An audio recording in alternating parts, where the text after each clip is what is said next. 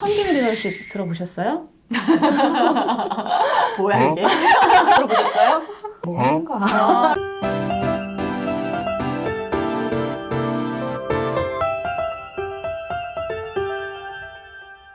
안녕하세요. 강사들의 방송 강사TV의 박윤지, 박정아입니다. 오늘도 반갑습니다. 지난번 영상에서 영화 인문학에 대해서 이야기해주신 질문하는 한강사, 한보름 강사님을 또 모셨습니다. 반갑습니다. 네, 반갑습니다. 안녕하세요. 질문하는 강사 한보름 강사입니다.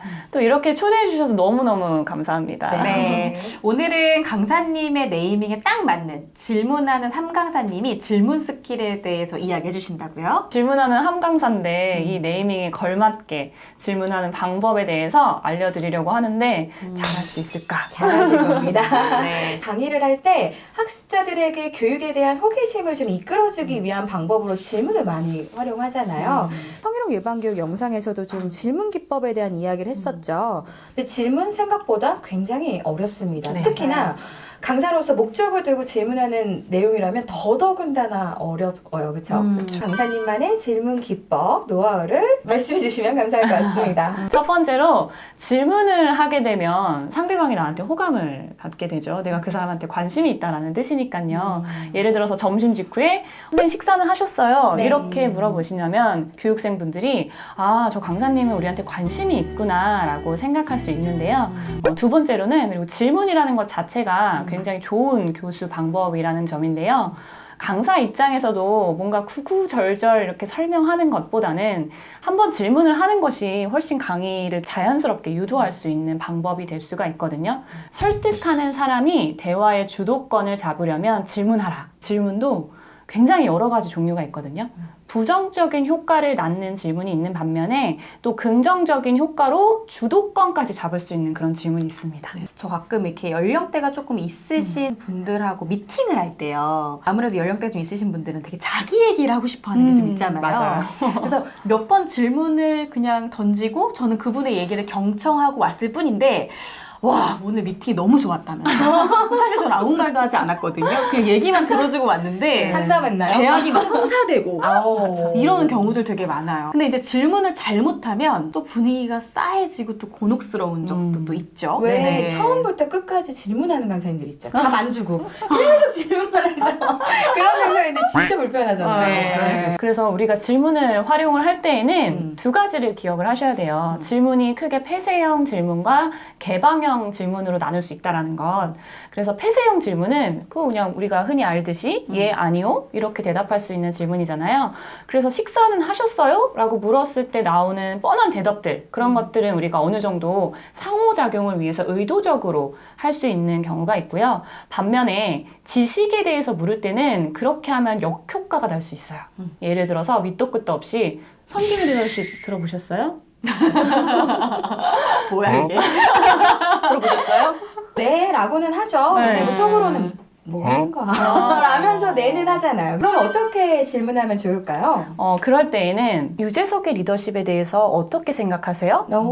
이런 식으로 이제 답변을 유도를 하다 보면 자연스럽게 성김의 리더십이 무엇인지를 얘기할 수가 있겠죠. 질문은요, 사고의 폭을 넓히는 마중물이라고 해요. 우리가 예전에 어릴 때 그 펌프질 기억하세요? 그 시대 아니잖아요.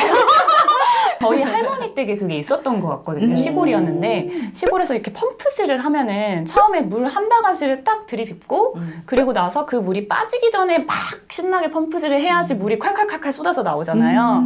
그게 마중물인 거죠. 질문이 사실 이것과 굉장히 많이 닮아 있어요.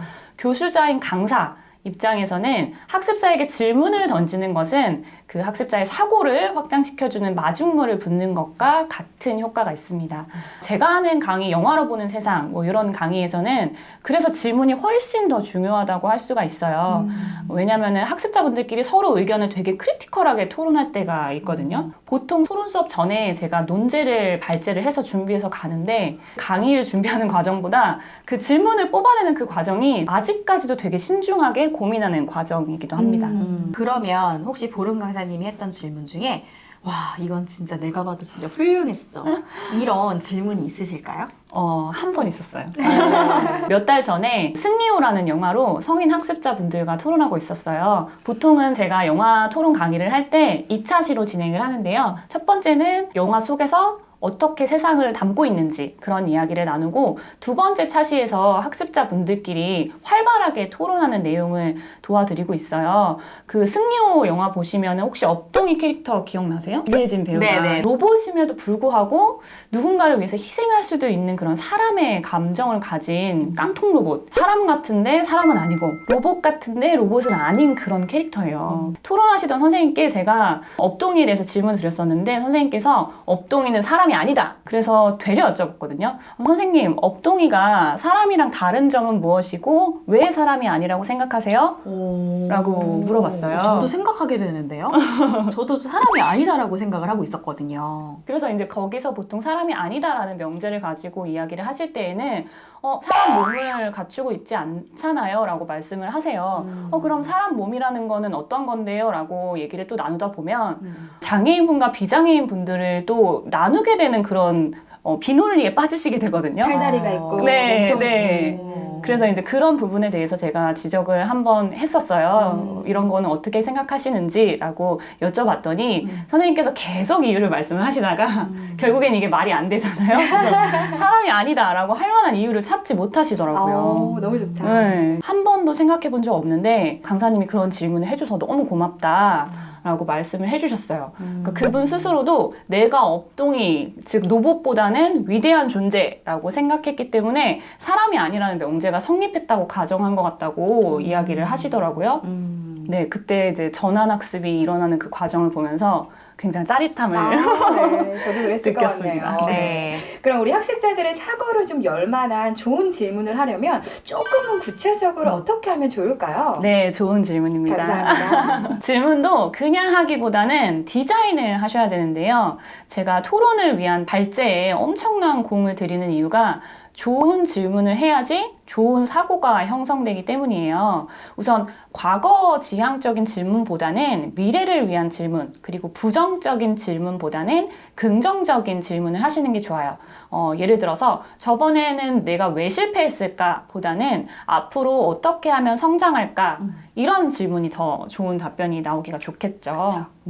답변 선택 범위가 좁아지는 그런 폐쇄적인 질문보다는 개방적 질문으로 많은 답을 얻으면 좋고요. 그리고 또 우리 학습자들 중에서 너무 개방적이면 가이드라인이 없다고 또 싫어하시는 분들이 계시거든요. 맞아요. 오히려 또 정답을 또 좋아하는 학습자도 있을 수 있어서 그거는 좀 적당히 좀 조율이 필요할 것 같기는 해요. 그러면은 정답을 원하고 가이드라인을 좀 원하시는 분들한테는 어떤 질문을 하면 좋을까요? 네, 그때는요, 너무 막연한 질문보다는 질문 안에 범위를 정해주면 좋아요. 예를 들어서 나의 장점은 무엇일까? 라고 막연하게 물어보는 것도 누군가에게는 좋을 수 있지만, 말씀하신 것처럼 가이드라인을 원하는 학습자분들에게는 최근 1년 동안 성취나 성과를 냈던 경험은 무엇입니까? 일과 학습뿐만 아니라 취미, 건강, 인간관계에서 한번 생각해보세요.